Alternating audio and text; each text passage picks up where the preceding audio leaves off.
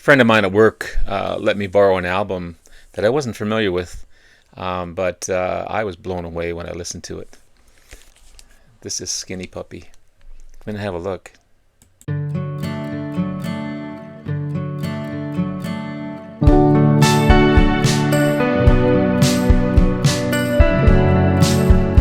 Good morning, everyone. It's Robert from On My Turntable. Hoping a great morning this morning. It is Wednesday morning, as always, a coffee kind of morning. Cheers, everyone. Hope everyone's doing well. Yeah, as I said in the intro, a friend of mine at work, Charles, was kind enough to let me borrow his album, Skinny Puppy, and the album Bites. This is a fantastic album. I didn't know what to expect. Didn't know what to expect. Beautiful black vinyl.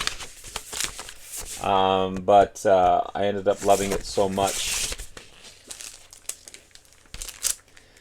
that I got my own copy of the album. But we'll focus on Charles's copy here. Yeah, this is Skinny Puppy. Skinny Puppy's an amazing electro-industrial band from Vancouver, formed in 1982. One of the founders of industrial rock and electro-industrial rock. Started out as a side project by Kevin Crompton while he was in the band Images and Vogue.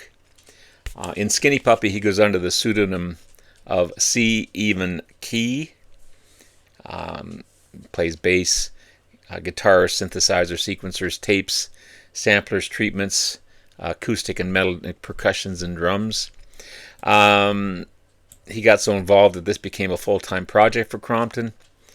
He then added vocalist Kevin Ogilvie. Not really a fan of his vocals, Charles. The music luckily makes up for his vocals. But he goes under the pseudonym of Nivek Ogre. Vocals, guitar, synthesizers, metallic percussion, treatments and objects. Again, the music makes up for his vocals. But this is a fantastic, fantastic album. They've released 13 studio albums. They've been involved in tons of live tours. Crompton and Ogilvie are the only consistent members of the band.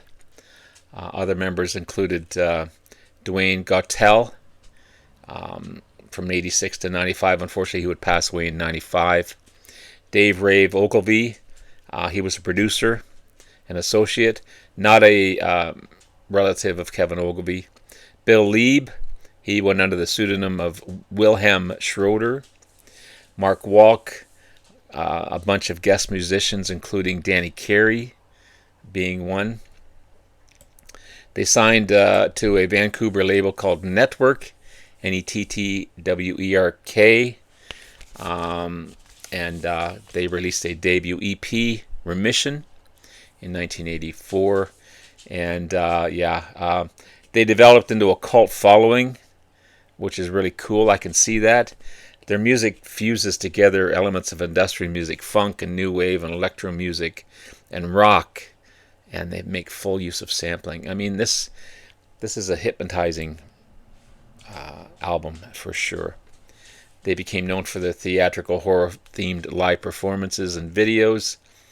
But at the same time, they drew attention to issues like chemical warfare and animal testing, which is really cool. I like that. They left Network in 1993, and they signed to American Recordings, and then they moved to California, which is maybe a bad mistake, because that's where the drug problems happened, tension between the bands happened, which has affected their recordings of their future albums. Like The Process in 1996. Kevin Ogilvie ended up quitting Skinny Puppy in 95. Dwayne Gottel died of heroin overdose 2 months later. Kevin Crompton and Kevin Ogilvie were already involved in other outside projects, and they just kind of went their separate ways. They did reunite for a concert at the Doomsday Festival in Dresden, Germany in 2000, which was good to see. And they've released a ton of albums since then, and just a cool band. This album here, Bites. Again, I wasn't sure what I was going to get into when he mentioned the type of music it was, but I was blown away. This is their first full-length studio album, released in '85. I really like this. I really like this one. I was quite surprised. I didn't know if I liked this type of music. The first time I really heard this type of music. You know, I'm a classic rock guy, progressive rock guy, but this is kind of hypnotic. But it's also something I think you need to hear the whole album through. You just can't put on a song and listen to it. There's no singles off of this album. You don't know what to expect around the corner. It's like being in a dark room and looking around a corner and not knowing what to expect. Same thing when you listen to this. You just know what's gonna come up next. It's kind of menacing, and you can only take it for a short time. Then you need to listen to something else to kind of clear your mind. But it kind of draws you back, and you want to listen to it again. Again, the only complaint is the vocals, but the production on this is so good. Some highlights off the album: you got Assimilate, The Last Call. A couple of the best tracks on the album. Deadlines is great. Icebreaker's great. If you don't know Skinny Puppy, this is a great place to start. Their first full-length album. Can't really call it a debut because they did put out that EP. But man, it's good. Assimilate, Deadlines, Blood on the Wall, Icebreaker, Film, The Choke, Social Deception, Basement, and Last Call. Yeah. Good stuff. There's the back cover. Again, loved it so much. I have my own copy now. So again, thank you, Charles, for letting me borrow this album. I think it's fantastic. I don't know if I'll delve into more of their stuff. I may.